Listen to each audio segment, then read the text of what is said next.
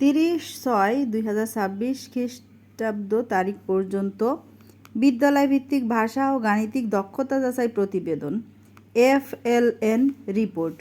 প্রাথমিক বিদ্যালয়ের শিক্ষকদের জন্য আপডেট একটা কার্যক্রম হচ্ছে এটি। এই ছক পূরণ করতে হবে।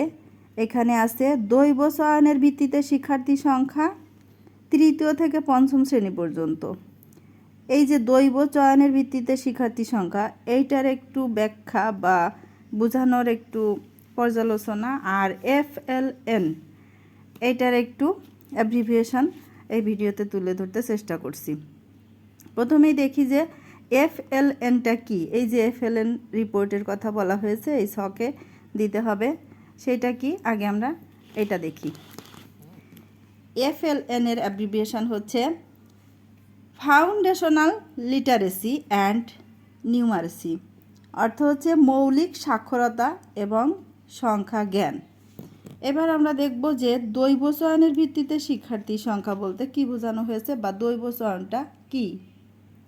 দৈব চয়ন র্যান্ডমাইজেশন অর র্যান্ডম সিলেকশন, এর অর্থ হচ্ছে এলোপাতাড়ি বাছাই বা লটারি পদ্ধতিতে বাছাই। তো আরেকটু দেখি ব্যাখ্যা করে বা বিশ্লেষণ করে স্বল্প মাত্রায় এটার অর্থ কি দাঁড়ায়। এটি কোনো বিষয়, তার মানে এই দৈবচয়ন পদ্ধতিটা এমন একটি বিষয় যেটি কোনো বিষয়, তথ্য বা ব্যক্তি নির্বাচনের এমন একটি এলোপাতাড়ি বা লটারি ভিত্তিক প্রক্রিয়া যেখানে পূর্ব থেকে কোনো নির্দিষ্ট ফলাফল অনুমান করা যায় না। পক্ষপাতিত্ব দূরীকরণ এবং নিরপেক্ষতা বজায় রাখতে এই পদ্ধতি ব্যাপকভাবে ব্যবহৃত হয়। তার মানে এটি এমন একটা বিষয়, তথ্য বা ব্যক্তি নির্বাচনের এমন একটা এলোপাতাড়ি বা লটারি ভিত্তিক প্রক্রিয়া যেখানে পূর্ব থেকে কোনো নির্দিষ্ট ফলাফল অনুমান করা যায় না। লটারি করতে গেলে কে লটারিতে জিতবে বা জয়লাভ করবে সেটা তো আগে থেকে জানা যায় না। সেরকম এই পদ্ধতিটা হলো লটারি ভিত্তিক পদ্ধতি, যেখানে অনেকগুলো স্টুডেন্ট থাকবে, সেখান থেকে দৈবক্রমে হঠাৎ করে একজনকে ডেকে নিয়ে যাচাই করতে হবে। এটাই হলো দৈব চয়ন পদ্ধতিতে যাচাই। এক্ষেত্রে কোনো পক্ষপাতিত্ব থাকে না, নিরপেক্ষতা বজায় থাকে।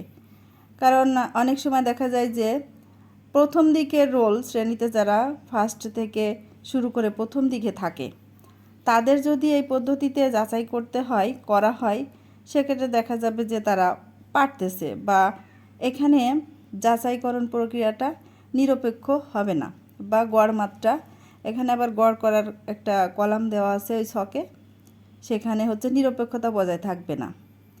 এজন্য দৈব চয়ন পদ্ধতিতে এই শিক্ষার্থীদের শিক্ষা যাচাই বাংলা, গণিত এবং অন্যান্য ক্ষেত্রে এই প্রক্রিয়ার কথা বলা হয়েছে।